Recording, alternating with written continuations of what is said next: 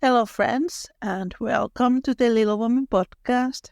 Today's comment shout-out goes to Fandoms Are Family, 1966, who always sends very good questions and observations on my way. Quote, "This is something I just thought of today.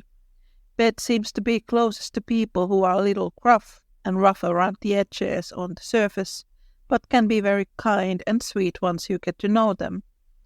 Like Jo, Mr. Lawrence, and maybe Amy. So I feel like if she were to ever have a love interest, he would most likely be the same way." That is a great observation. Maybe it is opposite attract type of thing. I think Beth has such a calming aura around her that attracts people who are unconsciously looking for some more peace and tranquility into their lives. Beth is also a good listener and people feel easy to confide themselves to her.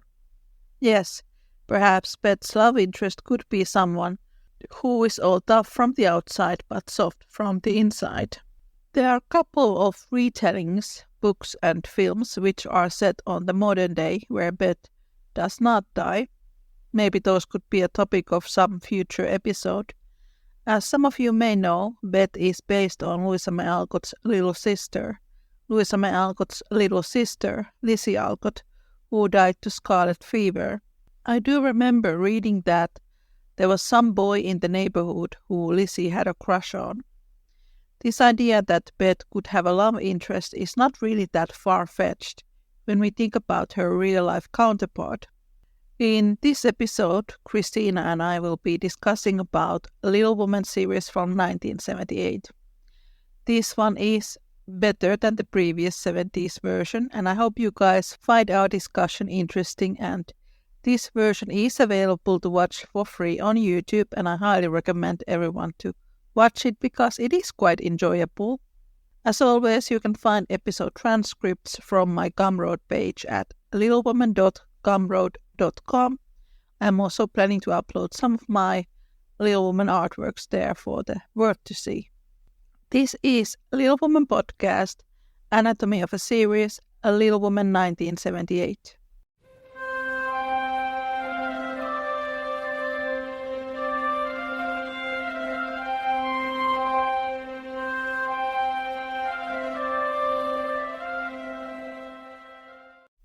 Then 8 years later, over here in America, they did a 2-part version in 1978. Some of the actors I am little familiar with. I have seen them in certain things. The two standout names for me are William Shatner and William Garson. It is not star-filled cast, or I guess it could have been for the 70s. People who knew a lot of these actors were. For me, most of the names don't stand out. If I can remember at least a month ago, you can watch both of the episodes on YouTube. Yes, someone has uploaded them for free. I have this series on DVD, but our listeners can watch it on YouTube as well. This one I think is not bad. I have to be honest, I love this version. It has become one of my favorites. It is one of those hidden gems. You are not quite sure when you hear people to say stuff about it. When you watch it, you like it a lot more than you expected. It did surprise me. Here in America, it's almost a running joke, which is why I almost avoided this version, because we have this running joke that William Shatner can't act because he talks like this all the time. I don't know how much of that is true. I haven't seen the original Star Trek, so I can't say about his acting, but he has been in few other things that have been pretty good, and I think he did really good job in this adaptation. You know, my sister was going to meet William Shatner to Comic-Con here in Finland a few years back, but he had to cancel when the pandemic started. And my sister's a huge fan of Star Trek, and I thought about this version and that William Shatner plays the professor, and she was like, "Give it here, I will watch it." This is one of those where Amy should have played by two actresses. Catfight. Yes, compared to the 1970s, she wasn't as annoying, but still wasn't the weirdest. She didn't have that weird, high-pitched, whiny voice, but she is still very clearly a woman in her 20s. It wasn't that long ago that I watched the first part of this 1978 series. I'm going to watch the second part soon. I remember the burning scene was quite intense. Amy is like sneaking around, looking over her shoulder if Jo is near. I got this feeling that they made Amy to be 16 when that happens in this series, when in the book she's 12. It feels like it is a high school girl trying to frame another girl. It feels very malicious. Yeah, I didn't like that at all. Yeah, I recently watched it. Really felt like, ooh, let's get the dirt on the girl type of thing. I really liked the actress that played Jo. I thought she did a pretty good job, and I didn't mind the narration bit. I think that was actually kind of helpful in some ways. It moved the story along. I don't know how you thought about that. I didn't mind it. I know some people don't like it when stuff like that happens. They're like, totally gets me out of the mood of the moment or whatever, but I think they managed to make it work. I don't think there was a lot of it. In the beginning of each episode, Jo starts with the narration, but she doesn't do that throughout the whole episode. It is just in the beginning. That never bothered me. You know, it is really funny when I watch this. She's at Aunt March and she's reading Three Musketeers. I read that Rossano Brassi played Athos in the Italian version of Three Musketeers, sometimes in the early 40s. And Gabriel Byrne played Professor Bear in 1994 film. He played D'Artagnan in Man in the Iron Mask, which means that Jo marries a musketeer. I love that. Somehow they are all connected to each other. Now I need a Three Musketeers and a Little Woman mashup. Beth could be Aramis. Maybe Jo would be Porthos. Meg could be Athos. Amy could be a good D'Artagnan. Porthos, I think, is a little bit more wild and mischievous. Porthos was very adventurous. So, if you ever wondered who would Little Women be as musketeers, we just did that. I was going to say earlier about the narration, I think they did pretty good job with it. I have never been able to see full version of this. I have only seen bits and pieces, but there is an adaptation of Jane Eyre from the 70s where the narration just never stops. It was to the point where, like, she is narrating what she is doing. Like, then I moved on to open the curtains. She is doing that all the time, and we don't need that kind of narration. Certain moments fine, but that was very weird. If I want to complain about narration, that version comes to mind. I would say that this version is pretty faithful. What would you say? Yes, I think it is. Obviously, there are moments they kind of mashed up. I was thinking in the beginning where Jo and Meg go to that party, it is a mashup between that and Meg's Vanity Fair moment. They put all of that together at once, but it worked all right, I think. It didn't feel as awkward I think it could have been. They managed, I think, to do a good job compared to this 1970 where it was like, how many episodes was that?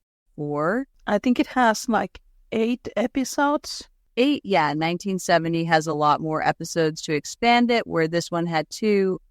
I think they managed to do a pretty good job of putting everything together in a way that you can sit there and go, oh, I remember this moment from the book. It gets a point from me on how they manage all of the girls' stories. 1970s in general movies and productions are not my most favorites. Without some exceptions, I feel like it feels very dirty and grunge, or they really take certain things and really mess around. I think they did pretty good job exploring all the girls' stories. I was afraid this was going to be like, here is Jo and her sisters. You know what I mean? This version also has lots of scenes between John and Meg.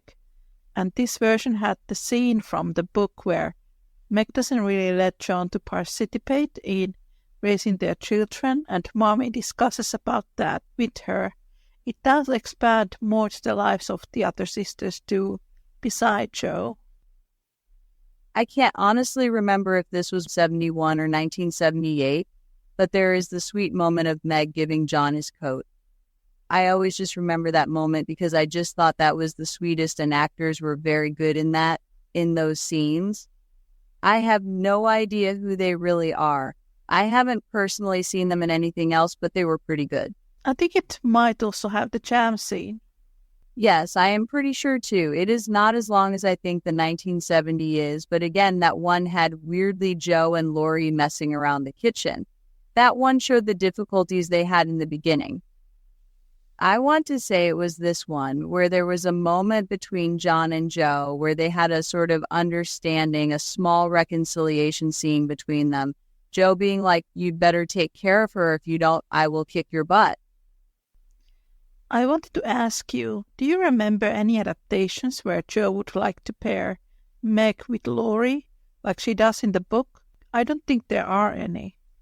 Only one I can think of is possible throwaway line in 2017 masterpiece version. Okay.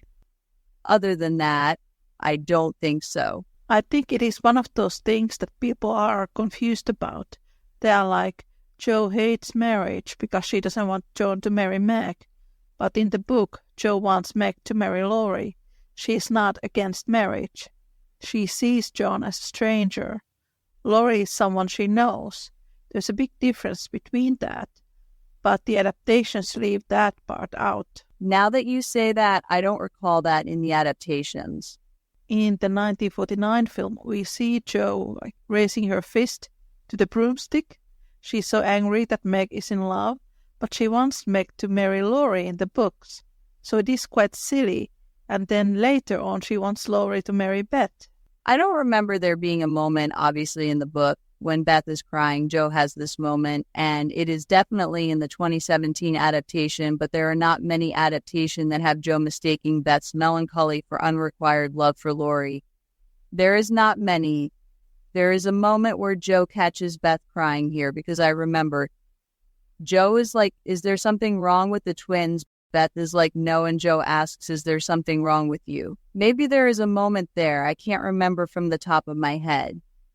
As far as I know, the 2017 Masterpiece Theater is the only one that addressed Jo's mistaken belief that Beth has a crush on Laurie. That is good that there's at least one in our list which includes that. I will watch the second part of this 1978 version soon and see if there is anything related to this topic. What did you think of the actor that plays Laurie? I would like to know what you think. I really like him. He's one of my favorite Lauries of all times. I think it is because he is both emotional and he also has a high temper. Laurie is controlled by his emotions, but he's not all moody, which is how I feel like the 2017 and the 2019 versions tend to portray him. Laurie is mostly controlled by two emotions, his anger and his happiness, and I feel like this version really captures that, and I love it. I was kind of on unshaking ground. First, I was like, I really don't like him. But then I was like, no, the actor is actually really good. It took me a moment to remember that Laurie really is this way. In the novel, he is that emotional. In the other versions, we have seen more subdued Lauries. And this is, like you said, pretty close to the book. And I really liked his scenes with Amy. This one did pretty good job of their moments together. I think this version manages to foreshadow Laurie's and Amy's relationship already from the beginning because they have many scenes together. I feel like in many adaptations, Laurie and Amy are portrayed arguing when they are adults, but not in this version. Here we see him being very supportive of her art and what she wants to become. It is really nice. When Laurie is being moody in France, he meets Amy again. There's a moment when he's drunk, and you see how he sobers up when Amy speaks to him. It is one of my favorite moments in this adaptation. You do get this feeling that he realizes he's falling for Amy, and you can visually see that. I really like it. I just remembered something from the 1970 because I compared the two. In 1970, when Amy goes after Jo and Laurie at the pond, here in 1978-1, it is in the winter when she falls through the ice. 1970 is the weird one where it is summertime and she just sprains a leg and she can't swim. That was really weird. I just remembered that now. That was a weird choice. Why would you do that? It does not look like a pond. It's like a pool filled with plastic where she falls. I was thinking that scene. After the book burning, we are getting into reconciliation between Jo and Amy. This is where we really start having that moment. That was a moment that made me go, That was weird. Here they had that moment too, and Laurie was pretty good in that scene, helping Jo and being kind with Amy. That was where I was like, that actually was kind of nice. When they pulled Amy out, she was close to Laurie. If I remember that correctly, and I thought that was quite nice foreshadowing for their relationship. The 1978 Laurie is played by Richard Gilliland, and he's this blonde man with blue eyes. The book Laurie has brown skin, curly black hair, dark Italian. This Laurie does not look like Italian, but I think he captures the essence of the character. He is very boyish, very free, and when I think about the appearance of someone like Friedrich in this version, Laurie here is blonde and tall, and you go like, why wouldn't Jo fall for him compared to William Shatner, who is more sturdy, more broad, brown-haired, more reserved? I think it is physically a good way to show what is inwardly the difference between the two of them. As much as Laurie is not quite true to the book, it was a good visual key to show the difference and why does Jo leans towards Friedrich. This version does really good job with Laurie and his grandfather's relationship. There are these scenes between them where we see how his grandfather wants to bond with him, but he doesn't know how to do that. It's almost like the two of them have these self-protecting walls surrounding them. I think it does a good job showing that Jo and Laurie don't work as a romantic couple, because we see them arguing quite a lot in this version. In the other 70s version, they actually argue even more. I just remembered a really nice moment. This is something I feel like too many adaptations have. As much as we talk about the relationship between Beth and Mr. Lawrence, there is a good relationship between Jo and Mr. Lawrence. Yes. I remember there is a moment where they are in town and Mr. Lawrence and Laurie get into a fight. They are in billiard room, Laurie runs off, and Jo is there comforting him. Later on, Mr. Lawrence says, Jo, what is wrong? She is like, we just had a fight. Laurie proposed. He is like, are you sure you can't? She is like, no, there are lots of great moments that happen between Jo and Mr. Lawrence that I don't feel like many adaptations show. It is a shame. Beth is the one who kind of leads him to the March family, and here it truly feels like he is part of the family, and when Beth dies, obviously he is not alone. He has Amy and Jo and Meg there to be supportive and be there for him. There is a lot of really nice moments between those two that I feel like are underrated. During that moment in the billiard hall, when Laurie and his grandfather begin to argue, Laurie runs off and then Jo speaks to Mr. Lawrence. She says, you need to be more gentle with him. The two of them are probably closest to Laurie, and it is a great way of showing understanding. They both know the different aspects of Laurie, and they work together to help Laurie to be the best version of himself. Like you said, Jo tells him you have to be more gentle with him. They work together trying to handle Laurie's emotions. There is a scene that is underrated. It goes along with the narration in the book that Jo is more of a little mother to Laurie, rather than a love interest. Jo is always like, my little Laurie, my boy, the first boy I ever raised. Jo is the mother archetype, and Mr. Lawrence tries to be the father archetype, which he could not be with his own son. I think Marmee was really well done here. I did like the moment when Marmee talked to Jo about her temper. I like that we had a moment where we did see Marmee's temper, not only in a way that is actually correct versus the 1970 where she is mean to Amy, but she comes to the realization, oh boy. The moment we see that is when Amy comes home after Han gets whacked, and Marmee has that moment when she is going to storm out and say something to the teacher. You see her to have that moment. She realizes that she cannot let her temper to get the better of her. She goes back in and very calmly says, we will take care of you and I will write a letter to your teacher. I feel like that was the better way of showing Marmee's tendencies for temper versus the 1970. I did like that, and I think in general she did a pretty good job. Being gentle but very not stern, strong hand. I don't know who the actress is, but I did like her. I am trying to remember scenes with Mr. March. He is not that present. I don't remember Mr. March. There were some really good scenes with Aunt March.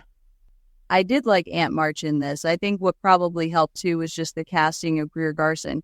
Greer Garson has one of those wonderful voices. It is very distinct, and you know how sometimes you hear someone saying that you have a great voice for narration? She has a wonderful voice for that. She is very nice, prim, and proper type of lady. You need to be proper. You need to marry a man that is wealthy. You need to act like a Lady Jo. But then there is an amusing moment after Jo leaves. She opens the Three Musketeers and reads it. I loved that. That was a funny moment. It shows that she has sense of humor. Yeah, she is not quite as tough as she pretends to be, because it is true to the book, too. She says, if you will marry this crook or Brooke, she says, I will disown you, but then she gives the couple a wedding gift. Yeah, I cannot stay mad at you forever. I think they did a pretty good job showing a balance of her character.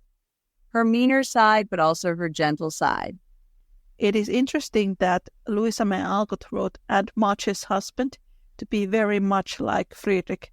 Nobody talks about him. He is not mentioned in the adaptations.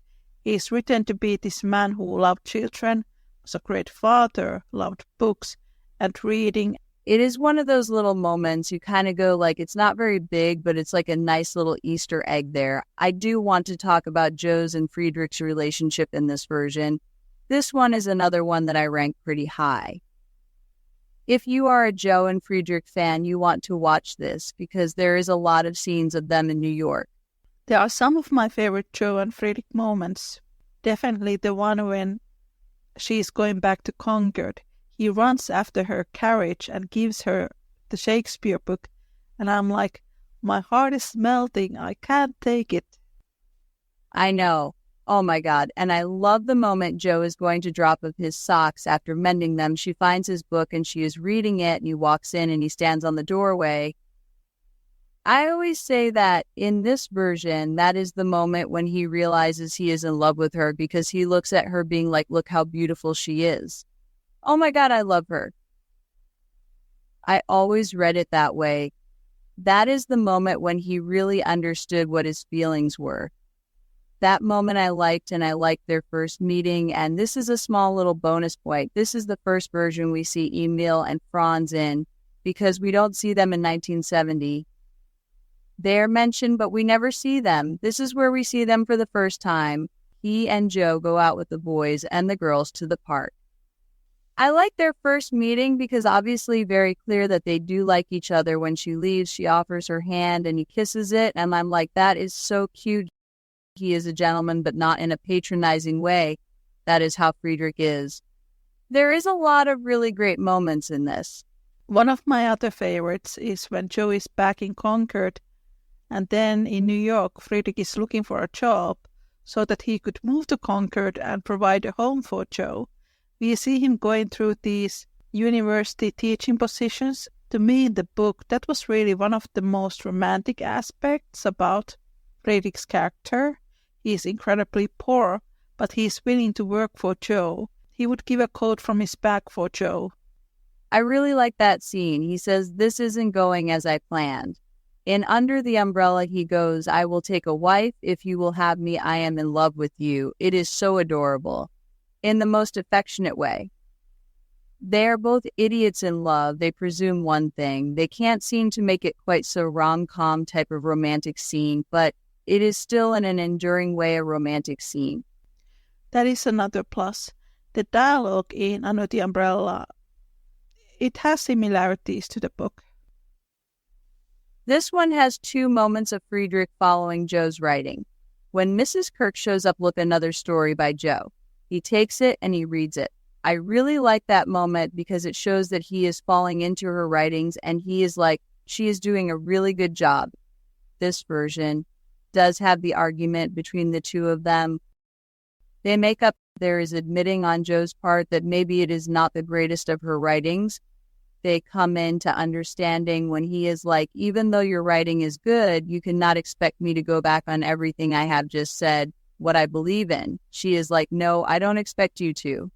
You should. That is why I like you. You are very certain and strong in what you feel.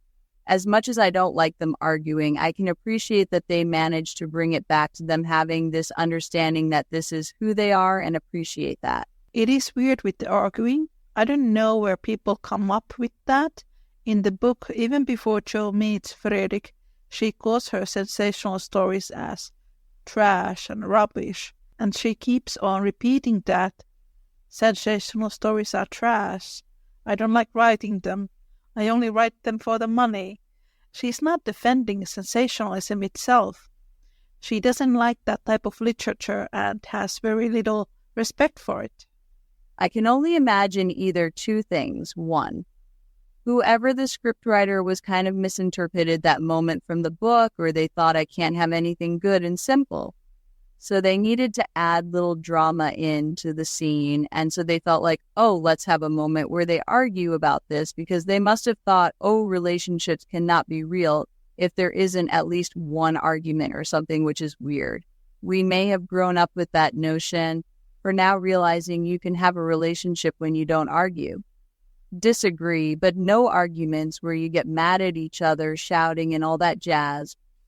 I think that was one of the things where I was like, I don't want to make it sound like it is a bad thing, but the 70s was really when the feminist movement began to gear, and that is great. But this is one of those scenes where I was worried about when I was watching this version. Are they go up with this gear and make it more than what it was? You know what I mean? I think the earlier 70s version does that a lot more. That was the thing I was worried about. I felt like they wanted to put the argument in and be like, watch Jo having backbone. You know what I am trying to say? Compared to some of the other versions where they really take that extreme feminism to the other end. This one still manages to be where it is supposed to be. You know, in the book, it is really Laurie who does not want Jo to write.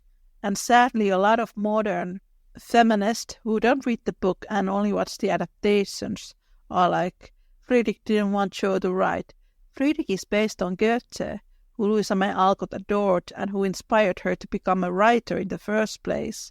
That narration doesn't make any sense. In the 1994 film, that is the only one where Laurie says, you don't need to write if you don't want to. Right. In the book, Jo says that Laurie, would not approve her writing. Laurie would not approve Jo writing. But that is not in the adaptations.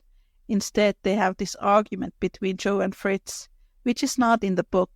So they changed the narrative, which is really weird. And as a canon fan, I say that is unforgivable.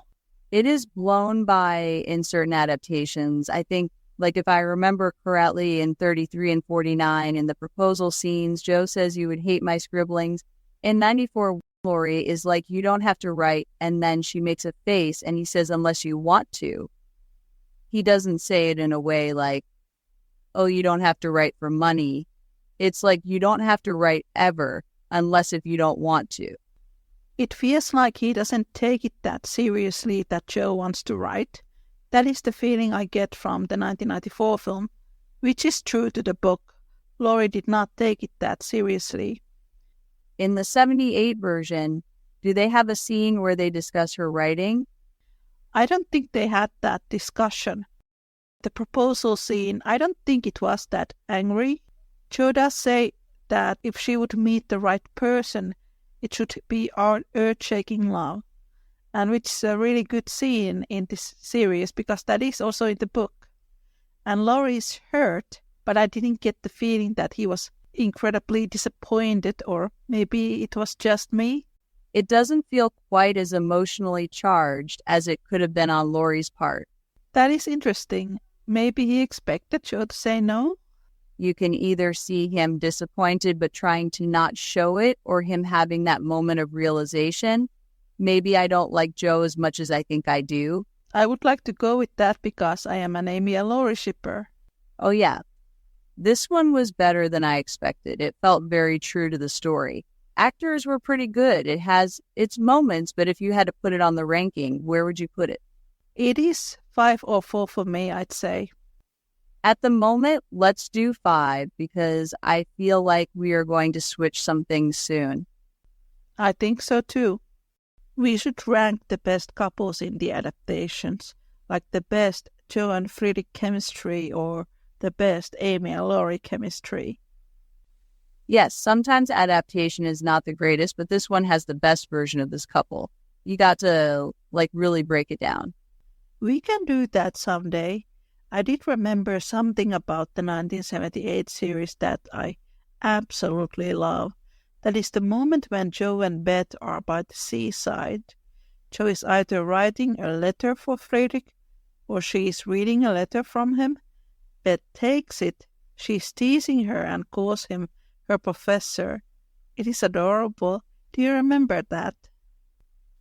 Oh, yeah, I do remember. They were corresponding. I do remember that he gets a letter from Jo, and he is the one who says that your sister is dying. And when he writes back, Beth is like, oh, another letter from your professor. And Jo is like, he is not my professor.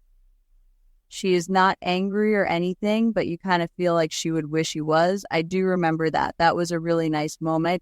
It is not only a nice moment showing Jo and Friedrich's relationship and how much they interact, but it is a nice moment between Jo and Beth, I got to say. I really like it, and it is pretty rare to see Jo and Fredrik writing these letters in the adaptations because it is one of my favorite parts in the books. They become pen pals after they depart in New York, and when they get engaged, he moves to West to work, to raise money essentially, and they write these long love letters to each other. I always thought that was really romantic. I always enjoy watching them writing to each other. It happens in this adaptation and also in the 2017 series. I was going to say there is not a lot of versions of Jo and Friedrich writing to each other. I think it is because stuff happens so quickly. When I think about the 33 and 49 versions, it feels like a month has passed or 2 months after Jo leaving New York before Friedrich comes to see her. Whereas in the book, it is few years. You do get to know a person when you write letters to them. It is very personal, writing a letter. It is more personal than an Instagram message. I just love it. I like that we actually really see and hear their voices, the voiceover of their letters. That is a really nice moment. I am glad you did remind me. That is a really good moment of them. I always felt that if Beth would have lived, she would have loved Jo and Fredrik together, definitely. Oh my God, yeah, I remember a long time ago, someone had asked me, how do you think Friedrich and Beth would have been with each other? I wrote, they would have connected to each other through music, because obviously we know Friedrich plays the piano and violin. Am I right? Yes. So I feel like he would have, with his gentle nature, approach her and be like, hello, Beth. I heard that you are a great lover of music. I brought this piece of music we can play together. She would play the piano and he would play the violin, and that would be their introduction. I think I have a story somewhere where Beth sits there and goes like, Jo, if he becomes my brother-in-law, I will be so happy. And Jo is like, what? That is her moment of being like, wait a minute, sort of realizing her own feelings. I should reblog that because I did write that a while ago. Do it. Yeah, I have to find it. But yeah, it was great. That was a pretty good moment. I do think Jo did fell for Fredrik because there is that familiarity to Beth. There is some kind of similar essence with them. They both have this ability to calm her, and that is important in both of those relationships. I have always felt that Friedrich and Beth were really similar. I think they have the same zodiac. I think they are both Cancers. Do you want to know a fun fact? Of course. Henry David Thoreau was a Cancer. Yes. I was trying to figure out everybody's birthdays from the story, and I remember thinking I am just going to look at the people they are based off to help me. I think with Amy and Beth, when I tried to look it up, all I got, this is the year they were born. I didn't get the month. Jo, she was born in November. She is Sagittarius, but I had a hard time finding what the certain characters are, so I had to check out their birthdays. Cancer is a water sign, a new headcanon. My mom is a Sagittarius. That is why I feel pretty certain that Jo is a Sagittarius. They have similar features.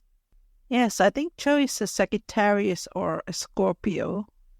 I would have said that Jo was a Scorpio, but when I checked it, she was born in the end of November, making her Sagittarius. Okay. Louisa May Alcott was a Sagittarius. That is why people think that Jo is Sagittarius too. Then it must be true. I'm a Virgo. I was just born in the moment when Leo turns into Virgo, and I always thought that I'm a little bit of a Leo because of that. I am Pisces. Aries comes after that, but I don't feel like I am much of an Aries. When I went to look at Sagittarius, their fire signs are Aries, but also Leo, which is what I thought Amy is because May Alcott was Leo. Oh, I love that. So it sort of makes sense to me why the two of them butt heads. That makes a lot of sense. Also why both Jo and Amy get along with Meg and Beth, because Meg is a Pisces. She was born in February, if I remember correctly. Meg and Beth are water signs, and then Jo and Amy are fire signs. This explains everything in Little Woman. One of the things you never expected, obviously, is from this ranking, is the position of the zodiac. I don't know if this is true. I have had quite a few people in the comments writing me that they think that Laurie is a Gemini. Maybe. Gemini is an air sign and their moods can switch pretty fast. I remember reading one study on that, and they had put him as an Aquarius, and that is another air sign. It is funny that you say Gemini because when I looked up his birthday, it was around Aquarius between January and February. It makes sense in the terms of the relationships between the characters. He is definitely an air sign, then. One of the reasons I think he is Aquarius is when I read the personality for a man, it said rebellious, charismatic, and spontaneous. That sounds a lot like Laurie. So I was like, okay. They also put on their good sites too. They are honest, loyal, and devoted. I think when you get past the more negative sides, he is extremely loyal. He stays loyal to Jo throughout the years, even if it does not become romantic. He is still friends with her. And there are times when I feel like he is pretty honest too with Amy. I think we need to make another episode about zodiac signs in Little Woman. Yeah, some people are going to be like, zodiac signs are nonsense, but there are people who believe or are interested, even if it is just for fun, who likes this kind of stuff. Yes, even if you don't believe in zodiac signs, they can be a lot of fun. It is one of those symbolism type of things. When you are writing a character, it can make a character to make more sense. That was our discussion today. Christina and I continue our chat next time. Thank you so much for listening. Take care and make good choices. Bye.